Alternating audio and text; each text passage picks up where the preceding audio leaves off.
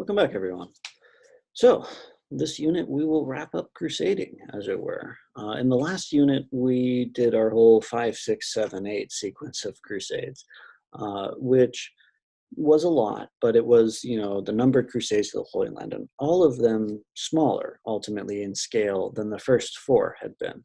More limited attempts. Clearly, enthusiasm for crusading was beginning to wane, and we'll see that trend continue to its extinction today um, and throughout the week.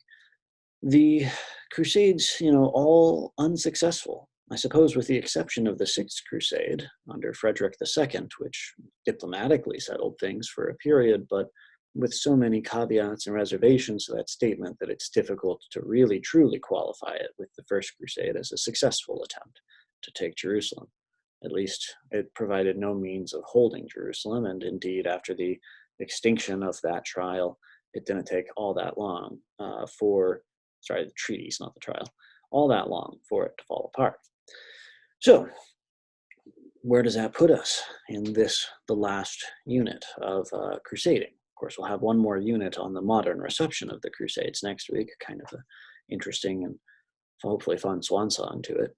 But the final Crusades are also not terribly impressive in scale, nor are they any more successful. We'll begin our coverage this week with the Ninth Crusade, one of our first ones to be led by an English monarch. I suppose the Third Crusade and Richard the Lionheart could fall under there.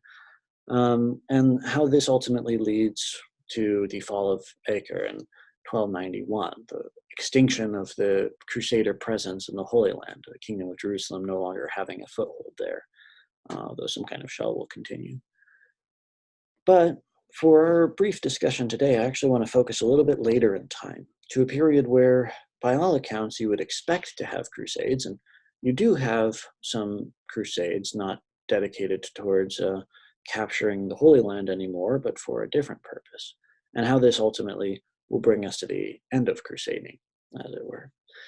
The impetus for all of this, really, is the rise of the Ottoman Turks, distinct from the Seljuk Turks ethnically and originally under Seljuk rule, but with the arrival of the Mongols, and the disruption of the whole Middle Eastern power balances in 1258 with the Mongol capture of Baghdad and the termination of the Abbasid Caliphate. You get that kind of disruption that allows in the 13th century for the Ottomans to begin to expand in Asia Minor. And pretty quickly, this will have them cross into Europe and begin making advances against the Byzantine Empire in its European soil. Ultimately, this will result in two crusades, the Crusade of Nicopolis and the Crusade of Varna, which are big deals in Europe. I mean, the 100 Years' War between France and England is put on hold. Rival popes during the Papal Schism cooperate for this kind of last defense of the Eastern Roman Empire against Islamic conquest, but they are both dismal failures, and neither are on such a scale as to have had a real significant chance of success, debatably. Now, Ottoman expansion is halted not so much by those crusades as by this event that happens between the two, really, of a new semi-Mongol leader, Tamerlane, rising up and causing problems for the Ottomans for a while. Once all of that is settled and the Ottomans set their sights on Constantinople again, that's when the Crusade of Varna happens in 1444, but goes nowhere. Now, interestingly, to get that final crusade going, the final emperor of Constantinople actually offers and goes so far as to recognize papal authority, although he's never very convincing to people under him. But this is sort of the last incentive and an interesting distant echo of Alexios Komnenos's sort of dangled promise to resolve the Great Schism of 1054. This proves important for the papacy for its own reasons, and so a crusade is organized, but once again ends in total disaster. Ultimately, then, the way is opened. In 1453, Mehmed II, the Conqueror, takes Constantinople, renames it Istanbul, supposedly because he hears the, Greeks, the Byzantines, the Romans, if you want, all running into the city yelling, Estempolen, which in Greek means into the city, as they retreat.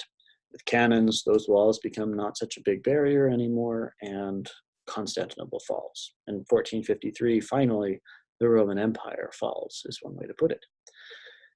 And that's not the end of Ottoman expansion. They'll continue to expand in North Africa, in Eastern Europe, reaching in 1522, critically for the history of the Protestant Reformation, reaching the very gates of Vienna and giving Martin Luther enough breathing space as the emperor's attention and the pope's attention are focused eastward, to kind of let Lutheranism get its early roots settled.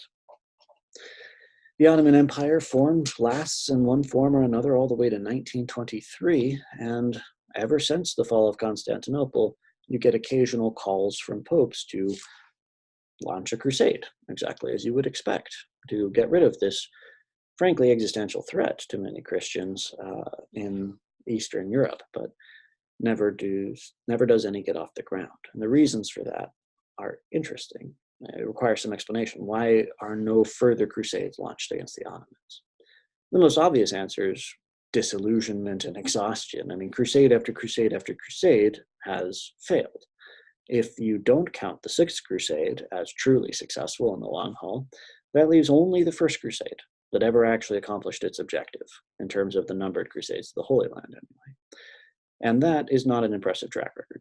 They gradually got smaller and dwindled over time as people simply grew tired of this sort of effort. Crusading clearly doesn't work. There's also the element of anti-clericalism, which has been building. We saw it in the popular crusades, which operate without clerical approval, without papal approval, and which in some cases even turn violent against the clergy.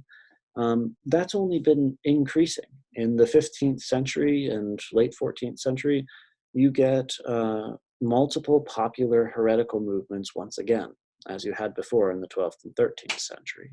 And just generally, even outside of popular heresy, you get more and more literature making fun of the clergy, making fun of the apparent obsession of the papacy with wealth, which of course starts to echo into the Protestant Reformation. Indeed, Luther's Reformation of 1517 is in many ways just the latest iteration of similar attempts by Jan Hus in the modern Czech Republic, Bohemia at the time, and before that by the Lollards, inspired by John Wycliffe in England. And, this sort of sentiment is reflected in so many different areas that everyone bowing to the Pope to attack his enemies, it becomes pretty untenable in the eyes of many. So anti-clericalism paired in part with the decline in papal power, fueled by anti-clericalism partially, but also by secular challenges. The 14th century, which saw so many things go wrong in Europe, the Black Death, economic collapse, war on a new scale everywhere, also saw a massive curtailment of papal authority. Gone were the days of Innocent III, when he could command kings to do as he willed.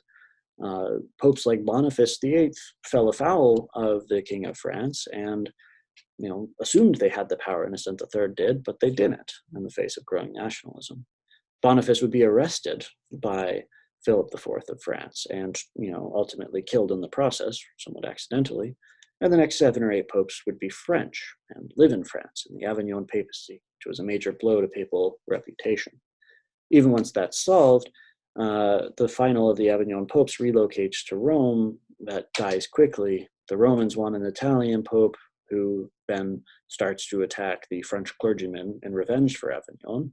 So they flee back to France, say that pope's, the Antichrist, and elect their own pope. And all the way ultimately to 1417, you have the papal schism with a French pope and an Italian pope, and the map of Europe cut in half, dividing which kingdoms support which pope.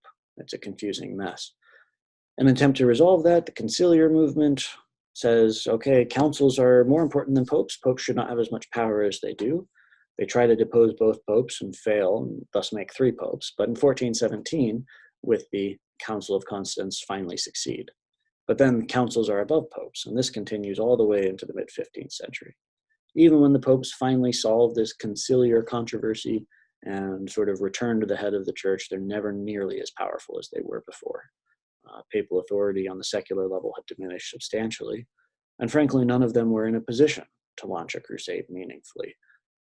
Add to that nationalism, and after 1492, the opportunities of the New World, plus after 1517, the distraction, you might call it, of the Protestant Reformation, and you can see why no crusade ever really got off the ground. So, crusading movement ends, and can next unit shift our attention to sort of the memory of it and how it has been deployed for various purposes moving forward. All right, enjoy these readings if possible, and I'm curious to see what you think.